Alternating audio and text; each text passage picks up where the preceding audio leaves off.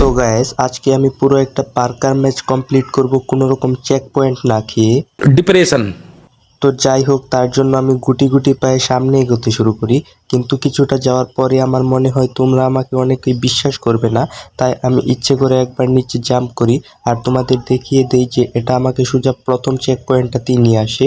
তো তারপর আমি আবার খেলা শুরু করি এবং ধীরে ধীরে এগোতে শুরু করি, আর চেক পয়েন্টগুলোকে আমি কিন্তু নিচ্ছিলাম না। তো তারপর আমি আবার এগোতে শুরু করি, কিন্তু আমি একটা পাইপের ভিতরে ঢুকে যাই।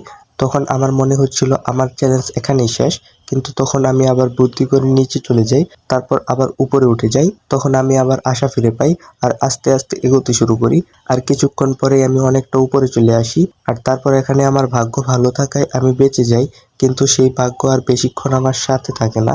কিছুক্ষণ পরে আমি আবার পড়ে যাই আর আমি আবার প্রথম চেক পয়েন্টে চলে আসি।